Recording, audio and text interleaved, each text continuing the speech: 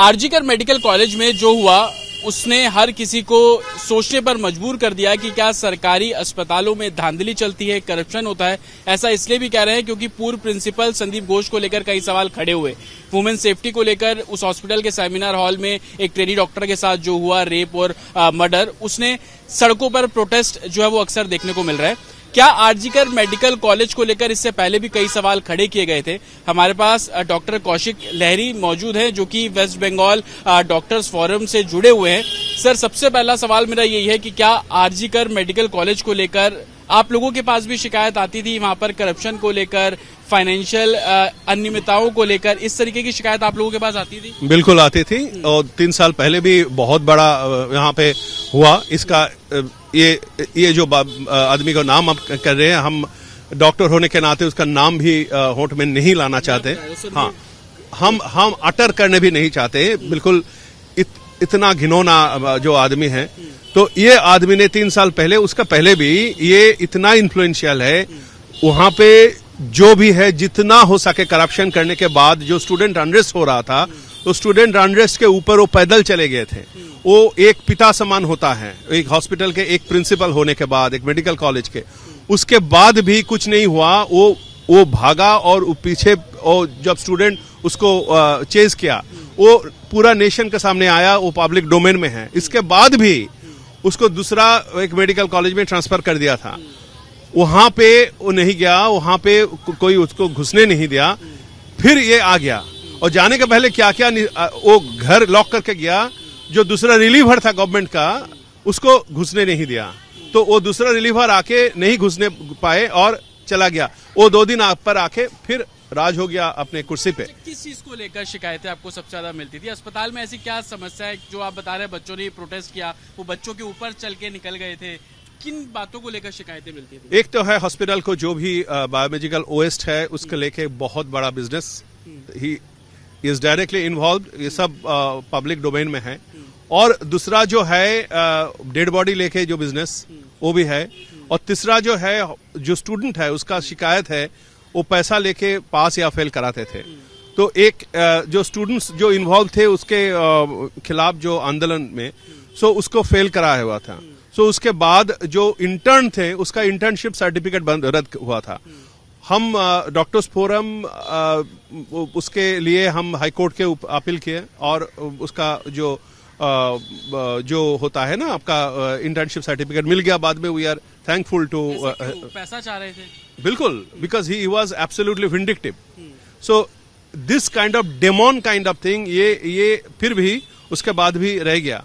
Last 3 साल में भी बहुत कुछ हुआ, लेकिन इस बार जो हो गया ना, ये होना ही था, ये होना ही था। एंड इसके बाद होने के बाद he is trying to shield the perpetrator, he is trying to shield the culprits.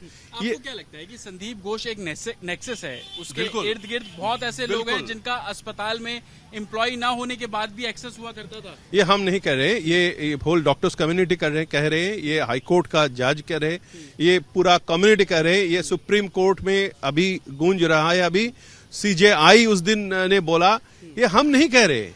क्यों एक के ऊपर एक मिसस्टेप, रॉन्ग स्टेप, ये जो हुआ, डिले हुआ, क्यों हो रहा था?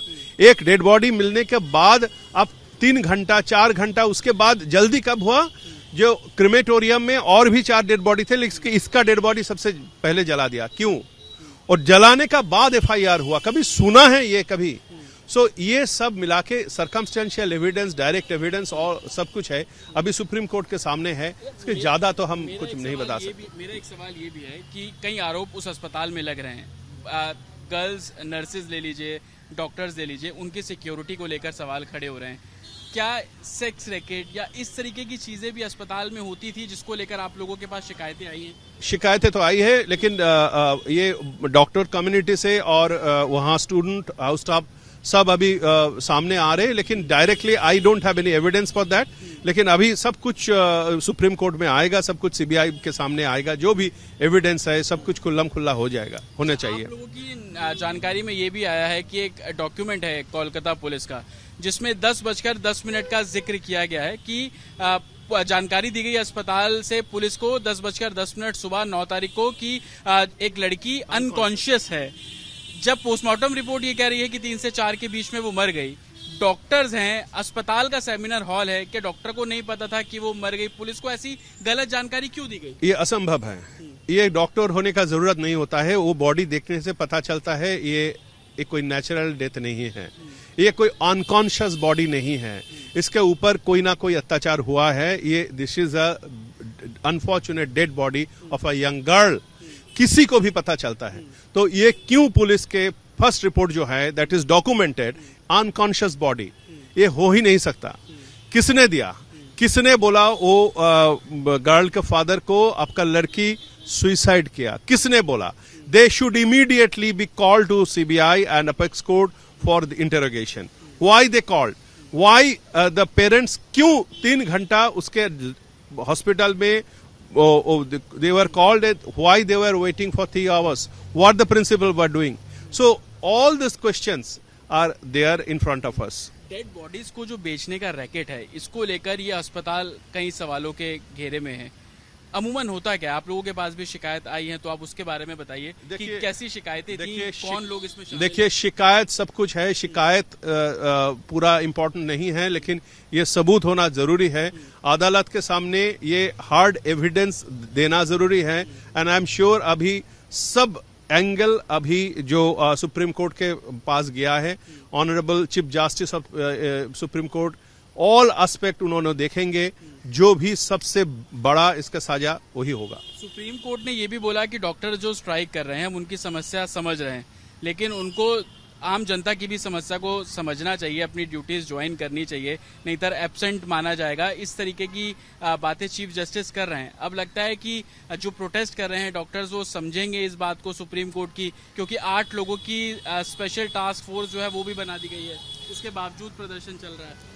हम एक बात बताना चाहते हैं। First of all we respect supreme court chief justice decision, and पहले बात उसका जो डिसीजन है, जो वर्डिक्ट है, उसके पहले बात है we are deeply concerned about the safety of the doctors. ये पहले बार सुप्रीम कोर्ट से आया, thankful to supreme court really. Task force जो बनाया हुआ सब कुछ ठीक है। पहले भी ज्वाइंट पार्लियामेंट्री कमेटी हुआ, बहुत बड़ा आर्थिक जो स्कैम हुआ था इस बंगाल में, उसके ऊपर कुछ नहीं हुआ, आज तक एक भी मीटिंग नहीं हुआ।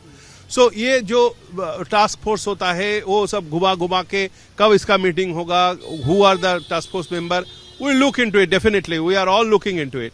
लेकिन ये सिर्फ एक डॉक्टर के ऊपर वायलेंस और वायलेंस अगेंस्ट डॉक्टर का कांड नहीं है, उससे बहुत बड़ा है।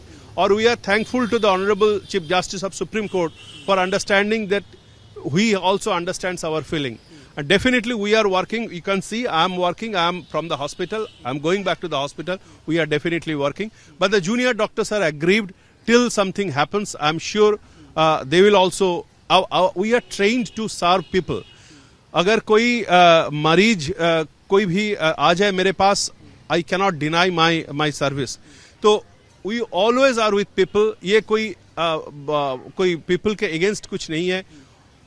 अगर नहीं ऐसा होता तो इतना सारे आदमी एक साथ डॉक्टर कम्युनिटी के साथ जुड़ा नहीं होता था।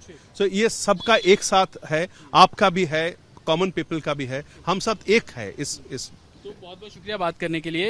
वेस्ट बंगाल डॉक्टर्स फोरम से जुड़े हुए ये डॉक्टर हैं जो साफ तौर पर बता रहे हैं कि कैसे आरजीकर मेडिकल कॉलेज को लेकर शिकायतें वेस्ट बंगाल डॉक्टर फोरम के पास पहुंचती थी, करप्शन को लेकर, रैकेट्स को लेकर, सेक्स रैकेट को लेकर, बॉडीज की तस्करी को लेकर, उनको जिस तरीके से बॉडीज को बेच दिया जाता उसको लेकर, और हर किसी का एक सूत्रधार थे, एक बातें जो निकल कर आती थी वो थे डॉक्टर संदीप घोष, उनको लेकर शिकायतें थी। और अब जब मामला कोर्ट में है तो जस्टिस की डिमांड करते हैं जो डॉक्टर्स हैं वो नजर आ रहे हैं। विजय संतोष के साथ जतिन शर्मा, रिपब्लिक भारत, कोलकाता।